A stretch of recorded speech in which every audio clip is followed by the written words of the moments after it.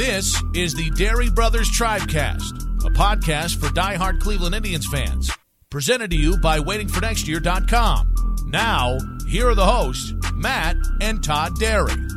Oh, we're back, ladies and gentlemen. It's time for another edition of the Dery Brothers Tribecast right here, courtesy of our friends at WaitingForNextYear.com. Matt Dery, Todd Dery.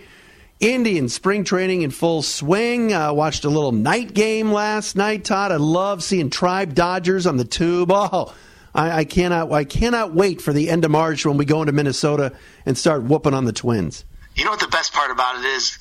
You and I texting at like 11:15 to discuss John Edwards. Oh, baby. The former governor. I mean, you and I are... we were locked in last night. That was beautiful. I don't know how many other people were, but we were. Thank God for the MLB Network and, of course, the MLB app and all the different ways that I come up with finding these games and watching them. No names, please. But, hey, it's all good. It was fun to watch last night, certainly. See some Tribe action. We'll talk about some of this live game action. Tony Bruno used to say it, Todd. We've got action. We've got NBA action. We've got Tribe action to discuss. Who's been looking good? We'll get into that. Mandy Bell and Zach Meisel. No, they're not going to be joining the pod just yet. But they did talk about their 25-man roster pieces. I don't know if you saw this, Todd, but every MLB.com beat writer, I think, had to do that, where they had to project the 25-man. Some surprises, some things not as surprising. We'll get into that. The Pope, our good friend John Paul Morosi, Ann Arbor's finest, has elected to take the Minnesota Twins to win the AL Central. We'll react to that. And our Dery Deep Dive. Last week we looked at Daniel Johnson. Today we'll talk about Yu Chang. All of that coming up today here on the Tribecast. Todd even has a sponsor. Is that what you're telling me? I do. Do you believe that? Well, we don't. Go ahead. Not bad for Podcast 3 to already have a sponsor, but we got one. Is it American Fireworks? No, it's not Honeymoon Grill either. Oh, shout out to the A to Z podcast. We love them. We love them both. You do realize that when I was in Akron a couple of weeks ago with Eastern Michigan, I went by the original Swenson's, took a picture of it, and sent it to Andre Knott. You're a sick man. Hey, got to do what we got to do. All right, so games have been being played. At the time of this recording, the Indians and Diamondbacks are playing today. Todd, early impressions. I know this. Leonys Martin looks locked and ready. I think center field's going to be a nice landing spot for the Indians all season long. Maybe if it's Martin, maybe all year. When Zimmer comes back, maybe Martin moves over. But this is a guy that has a lot to prove on a one-year deal, a veteran that had a pretty good year in Detroit when he got shipped over to Cleveland last year, and he's been hot. It's going to be interesting to see. I mean, I don't want to get too far down the line here, but it is going to be interesting to see how things shake out when Zimmer does come back. I mean, obviously he's the center fielder of the future, but it's not like Leonys Martin is a guy who can't pick it. He's just in there because, he's a veteran center field type. I mean, the guy's a defender. So, we can get into that down the line, obviously, but Leonys is off to a great start. 8 for 16 to start, a couple of homers, OPS, 1.4. You gotta love that. I mean, that's something that even from a human standpoint, you have to feel thrilled for this guy. I mean, everybody knows the story now. He almost died last season. The Indians really didn't see what they hoped to see from him because he got sick and had the infection. But he's the Indians are full of really good stories, and I think Leonys is really at the top of that list. Well, I think he's also a big league player, and we were so worried about having all these minor leaguers in the outfield. And, is Matt Joyce finished? How could he play? Is Bakewin a 4A special? Is Greg Allen an everyday major leaguer? And yes, this is not an outfield that's going to scare a lot of people. It's not an outfield that features Mookie Betts and Jackie Bradley Jr. and Benintendi. So you're going to have to mix and match. You're going to have to hope a guy like Leonys Martin, who, when he was with the Tigers last year, I saw a better launch angle from him. He was hitting balls over the wall, and he had a pretty good start to the year before getting dealt to the Indians. And then, like you said, got sick, nearly died. He's going to be a veteran that they need, and they're going to be needing to lean on. And, in the spring, and I remember saying this last year in the spring, how great Jason Kipnis looked and how'd that turn out. But at least with Martin, you're getting a guy that guys can rally around. And I love that he's on a 1-year deal, so he's out to make some money for himself. It's funny that you mentioned Kipnis. I get that Time Hop app, and every morning I look back and I see my old tweets. And I think it was yesterday or the day before, I was like, wow, if Kipnis can bottle this up, this starts of this spring, and we can get this all season long, how great is that going to be? Like you said, we know how that worked out. But, you had mentioned, all these young outfielders that we have. Kevin Dean, who's a guy I follow on Twitter, who's a really, really smart follow. He put something out today that I really enjoyed. And basically he said, okay, the Indians have all these outfielders, right?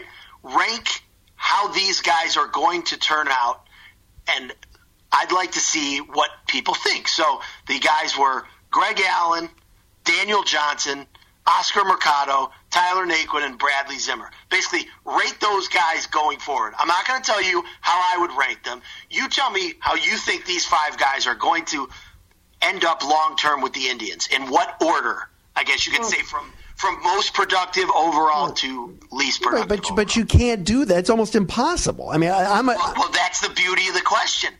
I mean, I'm a Daniel Johnson fan, and I think he's probably a year away. But we watched. I'm not talking 2019 here, by the way. I'm talking right now. I'm talking from now. Let's just say between now and 2021. I don't think you can. It's almost impossible. So here's what was interesting. Kevin followed up with a tweet a few hours later that said, I got 22 responses and 22 different combinations. Seriously? Would you like to know my 5? Go ahead. We'll go 5-1. I'm guessing you can figure out who number 5 is. Naquin. Everybody's favorite, Tyler Naquin, at number 5. I had Oscar Mercado 4, Daniel Johnson 3, Bradley Zimmer 2, and number 1, Greg Allen. I happen to be very high on Greg Allen. I know that Leonys Martin is most likely going to be playing center field, but I want to see Greg Allen play every day. He had some really nice stretches last year. I just think he's got it in him. He's a productive bat. He's got the speed, good glove, is a switch hitter, which obviously with this lineup with so many left-handed bats you could use. I really want to see more from him. I want to see him basically become an everyday player, and I think he will thrive. What's interesting about your list is that Jake Bauers isn't on that list, and obviously the Indians paid a pretty penny to make some trades and bring Bauers over from Tampa Bay. We're a lot of Rays fans. We're a little bit disappointed that the future was already being dealt. Obviously, Tampa Bay's got some guys in reserve that are ready to take his spot as sort of the future at first base. We thought that Bauers would be the future at first base here, but with Carlos Santana locked in for a little while at first, and it appears Hanley Ramirez at DH, Bauers is going to have to play the outfield. The question's going to be for Tito is what happens if in the early season Bauers looks like a windmill, stepping in the bucket, not putting the ball in play, and you go, uh-oh, does this guy need some more seasoning in the minors? And then people start whispering, or is Jake a guy that he's going to be in left field or at first base, and he's going to be in there every day no matter what, and they feel like his time is now, to use an old Detroit Lions head coach Jim Caldwell quote, and play him every day. How long of a rope does he have? Do you know what I'm saying? I think Bauers gets the entire season. You brought him here in a trade, trading Yandy Diaz, who, to me, and we've spoken about this many, many times, never got a fair shake here, and you traded him to get Bauers. Bauers is going to play every day all year long, whether it's a left field, first base, DH, combination of the three. I don't think he ever goes down unless he's absolutely terrible. And, it's one of those situations. You remember it happened actually with Zimmer before he actually got hurt last year. But, Zimmer came up 2 seasons ago, played center field, was fantastic, got hurt with the thumb, was given the everyday opening day center field job last year, and it just did not translate. So they sent him down for more seasoning. But they had other options. Essentially Greg Allen was there. I don't see how a guy you basically have traded for to become potentially a guy hitting, in the middle of that order, 5 or 6, is just going to immediately, if he flames out, go to the minors. I think he's, we got to remember, he was a top 50 prospect in baseball 2 years ago. This isn't some, had a couple of nice seasons at AAA, wasn't highly thought of, and we got him. This is the guy they're counting on. So I don't see any way that he's not going to be playing every day and given enough rope to, get through some struggles that he may have. Dery Brothers Tribecast, Matt and Todd with you, edition 3 here in the spring. Talking about the everyday lineup a little bit in the outfield situation. We're talking about the games too, Todd, that what has been played. You mentioned John Edwards last night looking good. I know a lot of people, including Terry Pluto, wrote about the bullpen being better as of late. I know Simber gave up a couple of hits today, and it looked like my guy Jeffrey Rodriguez was walking the ballpark the other day to the tune of, I think, 4 walks and 3 runs allowed and only 1 hit. But, as far as guys that look good, I mean, Ernie Clement is coming out of nowhere as a former 4th-round pick a few years ago that people like. And I'm not saying he's going to play here this year, but it's not like we're sitting here going, there's been somebody off to such a horrible start. I know Bauer gave up a home run today, but it's not like we're worrying about somebody this early in the spring, are we? No, not at all, especially with, the veteran guys got to get them, their at-bats and whatnot. You'd like to see, with the bullpen guys in particular, people step forward and really, take those roles. Edwards, you and I watched that inning. He struck out the side last night with an error mixed in there, but he looked really good. I really liked what I saw from Tyler Clippard. He had that fastball working last night, struck out 2 of the 3 batters he faced. We talked about this in the last pod. I really think that there's a lot of guys out there that are going to get the opportunity. Rodriguez did not have a great outing the other day, obviously, but we obviously have talked about Daniel Johnson as being a guy that you and I like, and is most likely going to start the season. And my guess is in Akron, potentially in Columbus, but he had another RBI single today as well. We like his game. But what's most intriguing to me this spring is we haven't seen Corey Kluber and Carlos Carrasco in a game yet, but the way that Plutko, Bauer, Bieber. See, now I got Bowers and Bauer mixed up. So Plutko, Bauer, Clevenger, and Bieber, and how they've all looked. If you go back into before today's Thursday, before Thursday's game, the last time around, Clevenger, Plutko, Bauer, and Bieber combined to pitch 13 2/3 innings, 2 runs, 12 Ks, 2 walks. That's pretty good for early on. Yeah, absolutely. And the Indians are. This is why I don't want to do this yet, but this is why I can't get on board and get down with these people that think the Twins are beating the Indians in this division. Unless the Indians just have injuries and things don't work out. Sorry, but if Plutko has to pitch or they got a stretch out Rodriguez, whatever it is. There's plenty of depth there. Whereas the Twins right now don't know who their 5th starter is going to be. It's gonna be interesting, especially out of the gate playing the Twins right away. And what the Indians fans and fans in baseball always seem to forget is these games in April, they count the same as the games in September. And just because we can, the thing under Eric Wedge was always up. And active ball was a little bit different, but Eric Wedge in particular, it always seemed like we started slowly. That was, always. Yeah, it was very frustrating to say the least. But we were grinding. We were grinding very hard, grinding Brandon Phillips out of the organization.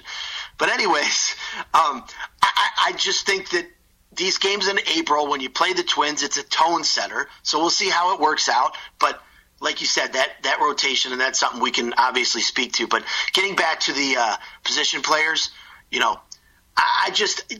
the outfield guys that need to show me what they have this spring, and really,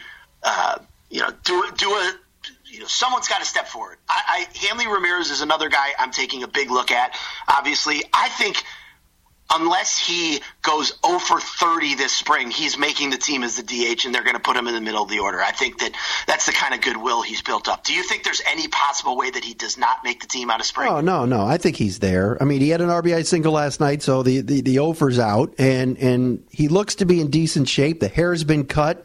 He looks weird without the long hair. It almost makes him look pudgier. It does, but I know that makes no sense, but it does. Look, we needed that right-handed power bat in the middle of the order. So Tribe Twitter, get mad. And I think that, he's going to take some time. I think early in the season, especially in March in Minnesota, which is so effing stupid that the Indians are opening against the Twins, it's going to be freezing at Target Field. Freezing. And a guy like Hanley. The reason why the Twins are starting at home is because the Final Four is the Final Four, I believe, is April 6th. And the season starts the previous week this year. It starts on a Thursday, right? Which I hate. Yeah, I do too. So they're starting the Twins, and that's a whole nother topic of conversation. But why the Twins would ever start at home, not playing in a dome, now playing in the outdoor stadium at Target Field, is beyond stupid. Oh, it's ridiculous, and I understand they want to have some of these divisional matchups early on, but if the Angels and A's are opening, or Seattle and Texas, then somebody who makes a schedule should be shot. I mean, it's so stupid and ridiculous that they do this. I understand you want to open the season with some matchups and rivalries, but when you got games, in Detroit and Cleveland and Minnesota, very early on in the season like this, right away, it's dumb. It doesn't make any sense. But I understand what they're saying about they want to have some rivalries early, but the games in Chicago, especially the White Sox on the north side, the south side, ridiculous. Either way. Do they really have any fans there? By the way, in Chicago, on the south side? Yes. A guy at that I work with at the company that I work for. No, I do not own a company. But anyways, eventually, he is a diehard Sox fan. My man Ed. And when the Indians were playing the Cubs in the World Series, he called me and he said, "I know, you're." What you do at work is important, but he said, your most important thing you've ever done in your life is making sure the Cubs don't win the World Series. Oh. So he said, you think it's bad for you? Try being a Sox fan with all these annoying Cub fans. He's like, when we won the World Series, they all just dismissed us like it was nothing, and we had to just go away, and we couldn't hold it over them because of their air of arrogance or whatever it might be. He's like, so please do me a favor and beat them. I think they have a diehard loyal fan base, but it's obviously not huge. They've never had a easy time selling out that horrible ballpark that they have. So, I don't know many Sox guys. I'm trying to think. I went to college with Rob Ginsburg. He was a Sox fan. Bruce Levine, is he a White Sox fan? No, Bruce Levine was Cubs beat right AM 1000. Bruce Levine, is that the guy we're talking about? Yeah, the insider. I think he's at the Score now. Both teams. Yeah, I think you're right. And Hawk Harrelson, obviously. Well, there you go. By the way, Harold Baines being in the Hall of Fame, I know we mention this every week, but I'm going to continue to hammer this, is the biggest joke of all time. Of all time. Oh, my gosh. Can we stop? Kenny Lofton is off the ballot in 1 year, and Harold Baines is in the Hall of Fame? I think Lofton will be in eventually. So will Omar. I still don't understand how that, other than it was like the 15-man committee and two of the guys were La Russa and Reinsdorf, so, which makes a lot of sense. Getting back to the Indians position players before we move on.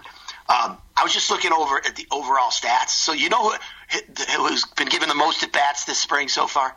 Well, Martine's up there. I know that.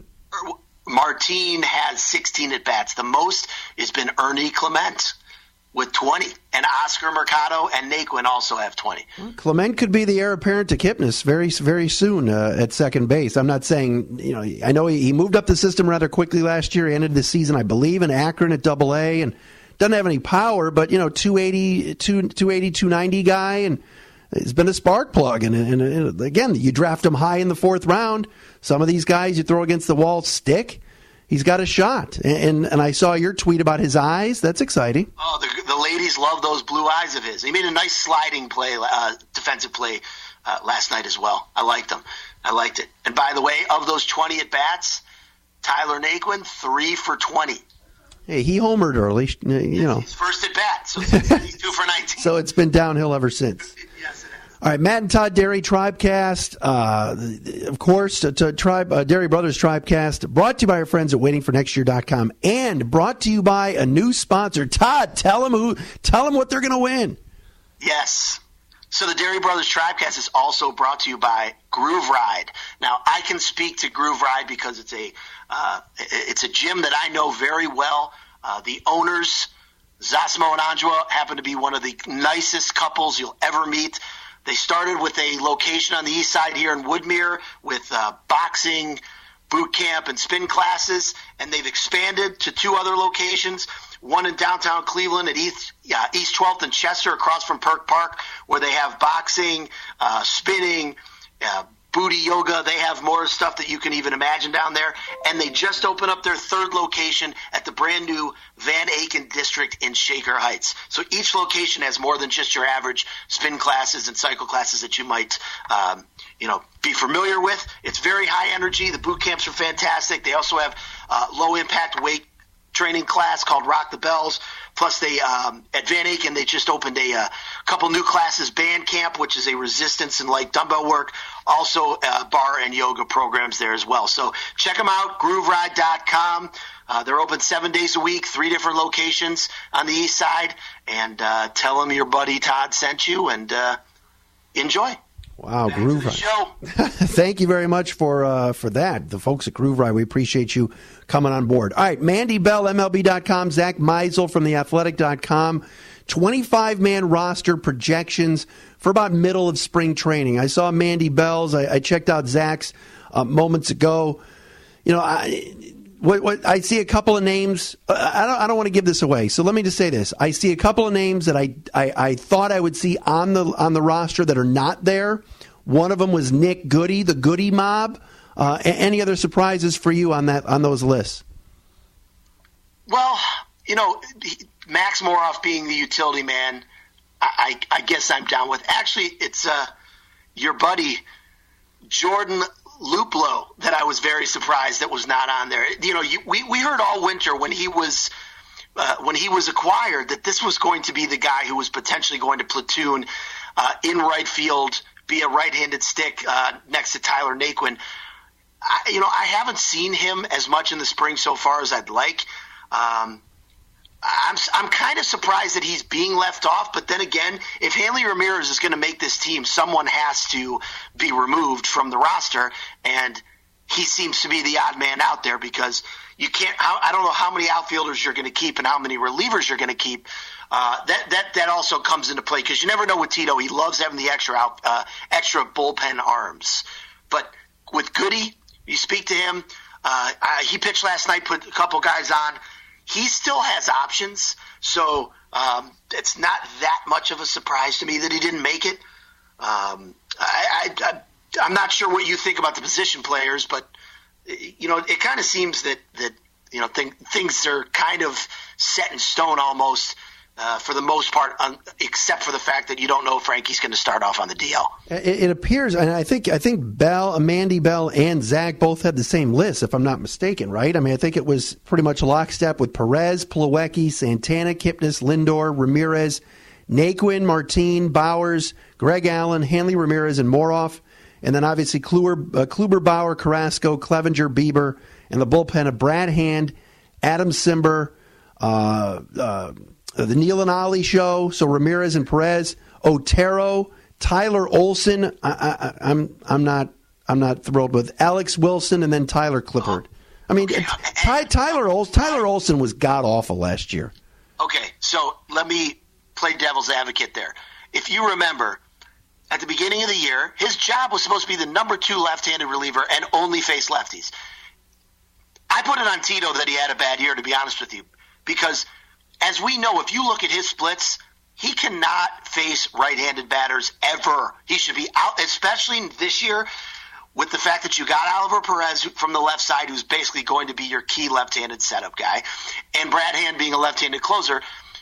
Tyler Olson should come in the 6th inning to face the best lefty, when it comes around the 3rd time around or the 4th time around the lineup, to come in and face one guy, right? 2 guys max, both left-handed batters. He should never be out there unless it's mop-up duty to face right-handed batters. So that's why I think that he struggled. in the second half of last year, in particular the last 2 months, he came back from the minors and was very effective. Here's the options, by the way. I looked this up. So the guy, Olsen does not have options left. The guys who do, Cody Anderson, who's most likely going to start on the disabled list, still has options. Simber actually still has 3 options left, so for the next 3 years. John Edwards is a guy who I think is going to be up here at some point and was not listed on these lists. John Edwards has options left. Goody, your boy, Jeffrey Rodriguez, Nick Whitgren, who still has an outside shot of making this team, and Ben Taylor, who should never see a roster to begin with. No, never. And I'm sorry, I know they love Otero, but if John Edwards continues to have a good spring, say goodbye to Otero. Enough already. I know you're not big on Dan, but there's got to be let's take a look at this out here, right? Otero's been on this roster for now 16, 17. This will be his 4th year, is that right? Yes. 16. Wow, he's been here for 4 years. Yeah, because he was on the 16 team. Yeah. Yeah, they picked him. They picked him up, as a flyer, just like they picked up Alex Wilson, or I almost just called him Nick Wilson, the man who does our open. But at this point, they've gotten so much out of him. But when you look at the rest of the relievers, okay, Simber was here less than a year. Hand's been here less than a year. Oliver Perez was here less than a year. Otero's been there 4. Olsen's been around, obviously, but he's not, he's been up and down. Neil Ramirez less than a year. Alex Wilson and Tyler Clippard are new. You got to have some sort of veteran stability piece back there, and I think Otero is that guy. Now, as I said in the last pod, I will say it again until I'm blue in the face. If Otero's pitching when we're down 5-0 in the 6th inning or in the 4th inning, I'm fine with it. If it's 5-4 in the 7th and there's 2 on and 1 out and opens the bullpen door and Dan Otero comes in, then I'm going to have a problem with it. It's been one of those weird situations, that's for sure, where Tito always seems to, he absolutely loves the veterans, and that's what he goes with. There's no question about it. He loves the vets. All right, Todd, let's talk about the Pope, John Paul Morosi, MLB Network, FoxSports.com, picking the Twins. And the Pope Morosi's usually very good to the Indians and usually likes them, but picks the Twins to win the AL Central. And Miguel Sano is going to be out, it sounds like, until mid-May. He's hurt again. Obviously, they've got Marwin Gonzalez at third base.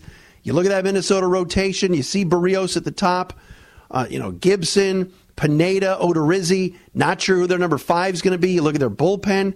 Yes, they've got Nelson Cruz who's a tribe killer, and the Twins have made some upgrades. And who knows, if Buxton's the real deal again, like he was 2 years ago, it's scary. But I still say pitching wins, and maybe it's it's kind of cool and sweet to pick the Twins, the upstart Twins with that new manager. But I'm not buying it, man.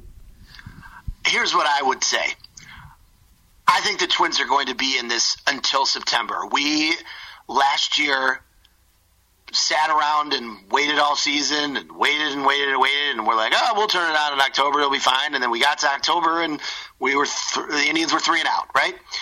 I think this year there's going to be meaningful games being played between these two teams in September. There's going to be a big series. The Twins come here the weekend of Friday, September the 13th. I think that's going to be a monster series.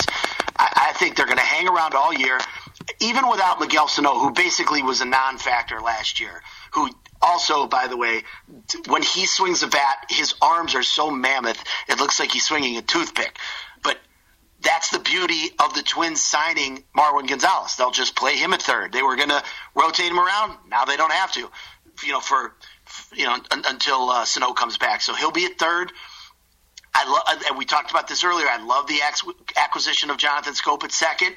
Nelson Cruz absolutely kills us. And they have this kid who he's a catcher, and they're also moving him all the way, around the diamond. Williams Astrodillo, I believe is how you pronounce his name. He's got massive power. I don't know if you've seen him at all this spring. He's been the big talk of the Twins camp. He's going to be a factor at some point. This is not a bad team. What about Fernando Romero? Yeah, I've heard about him for 3 years. Okay, that's true. However, you rattle off that rotation like it was not a big deal. Compare that top five, and I would put Martin Perez is most likely going to be their fifth starter. I believe. I heard he's looked great this spring. Oh, he's hit 97 on the gun. Yeah, he's a little uptick. Anyways, must have been hanging out with the Astros all winter. But I digress. But if Kyle Gibson pitches like he did last year, I mean, there's a lot of ifs. Okay, I think Barrios is an excellent pitcher.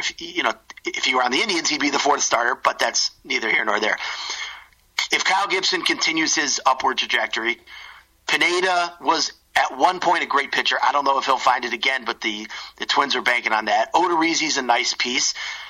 If they can piece things together and hang around, other than try punching bag Addison Reed, their pen's not terrible. Taylor Rogers has shut us down forever. Blake Parker was a nice acquisition.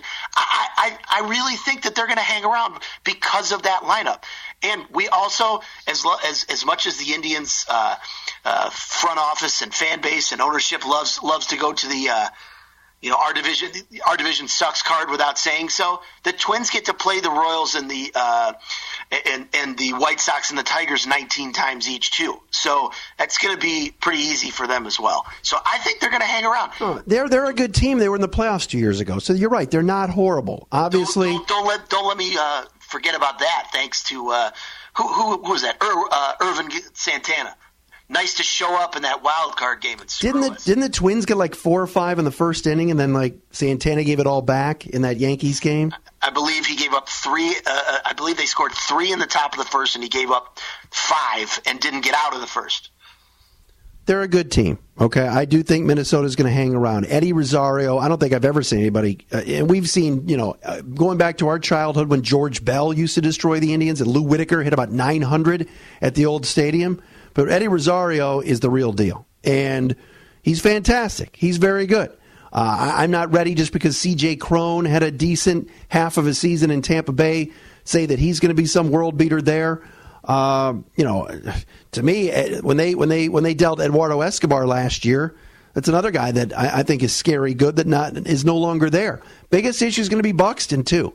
If he's just this say it again. Eduardo Escobar killed the Indians. Oh, yeah, no doubt. But Buxton's going to be a big piece for them. Is he going to be the Buxton from 2017, or is he going to be the Buxton from last year? And obviously he was hurt last year. And Nelson Cruz is really good. The boomstick. I think it still comes down to starting pitching. And I think if Kluber can get back to form, if Bauer, who I know Tito wants to put Bauer second in between Kluber and Carrasco, Clevenger's throwing the shit out of it. He's damn good. And then, Shane Bieber, we haven't even talked about him, looked really good the other day. So I think that rotation is still what is the calling card for winning the division. And that's where I see the Indians getting this thing done. It might not be the easiest thing, but that might not be a bad thing. They might actually light a little fire under them. I agree. I mean, playing meaningful games, and should I say not playing meaningful games, I think definitely hurt the Indians last year. I mean, they just never looked like an inspired team. There was no sense of urgency whatsoever there. And if the Twins hang around like I expect them to do, there'll be a sense of urgency, and maybe they won't just stumble into October and just hope to turn things on. Like there's LeBron James ain't coming through that door. Oh, LeBron, man! Congratulations to LeBron. He passed Jordan last night. That's huge. On an away game, right? Didn't that happen in an away game? Oh, that was at a home game. It just felt like an away game. Okay. I've about had enough of the Lakers and LeBron and everything else. This is a Tribe podcast. Let's stick. Sorry, it's my fault. I brought him up. It's my fault. Yeah. That's very true. All right, let's bring this into the equation right now. Last week we did the Dery deep dive, and we talked about Daniel Johnson. Who is he? Why did the Indians want him so badly from the Nationals? The key piece to the Yan Gomes deal. What about Yu Chang? 23 years old, out of Taiwan, shortstop, opposite field power we saw last week in a spring training game. Many people feel like, hey, if Lindor's injury lingers, what about Yu Chang? What if Kipnis is hitting 200 and they have to DFA him? I don't know.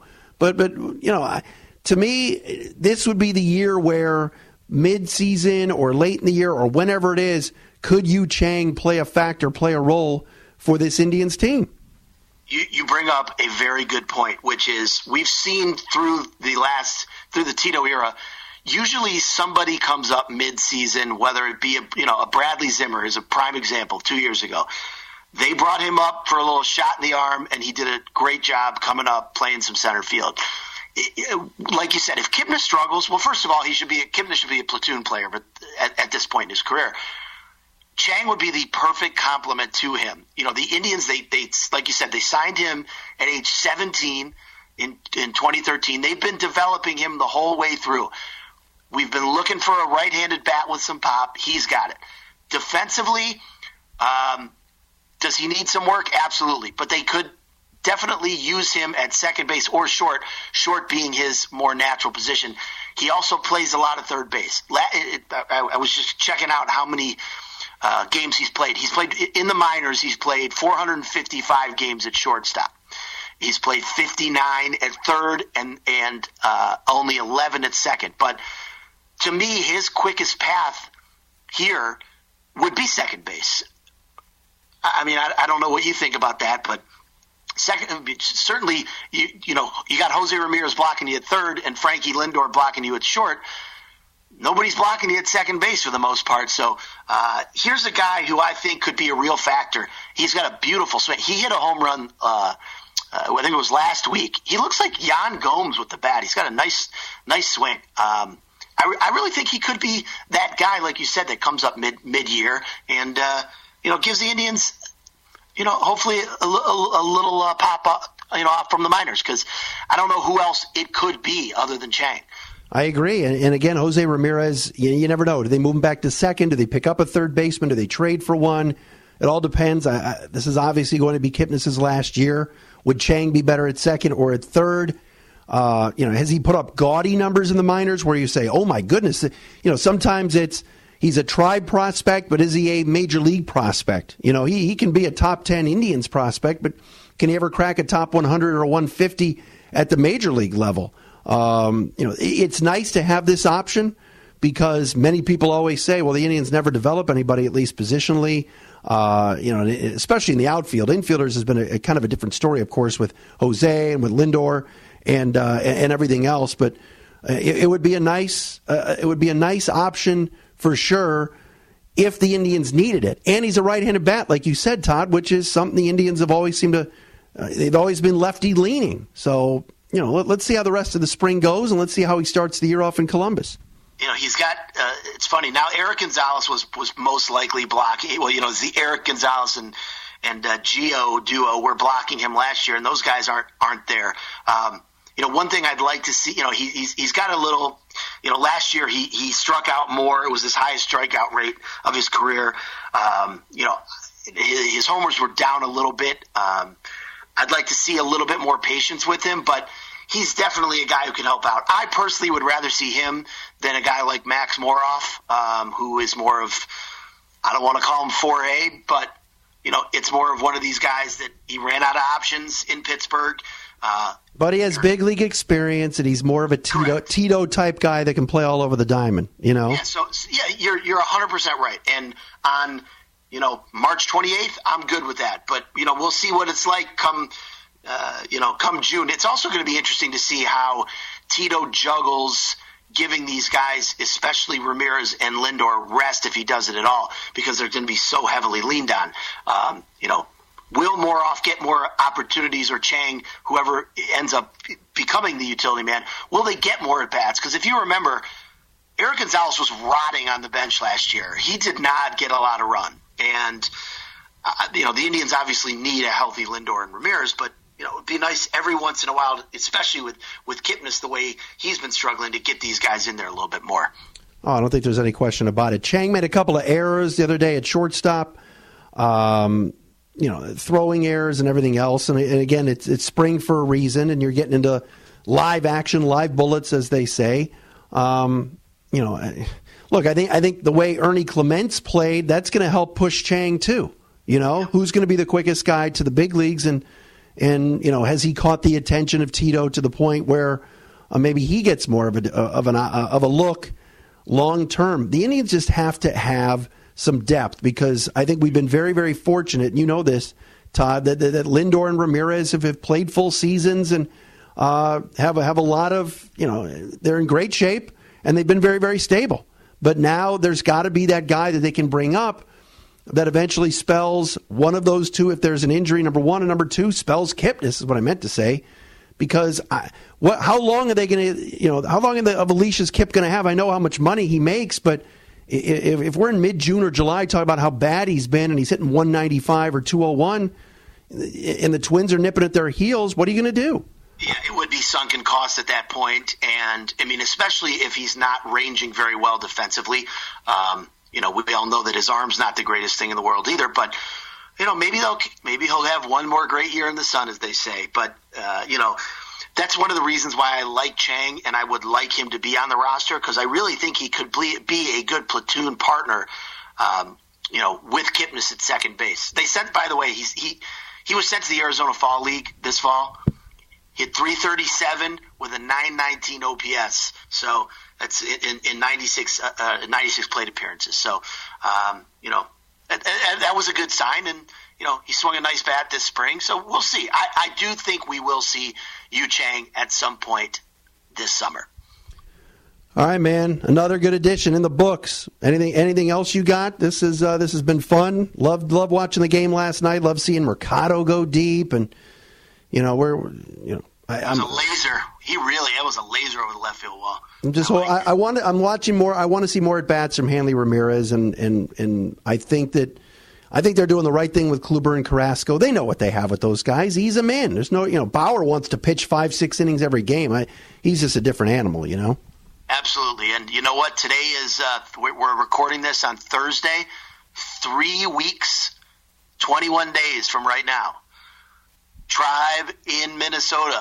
Real live game action. Let's get it. All right, dude. You're the best. Thanks, brother. There he is, Todd Dery. This has been Matt Dery, and this is the third edition of the Dery Brothers Tribecast, brought to you by our friends at waitingfornextyear.com. We'll do it again next week.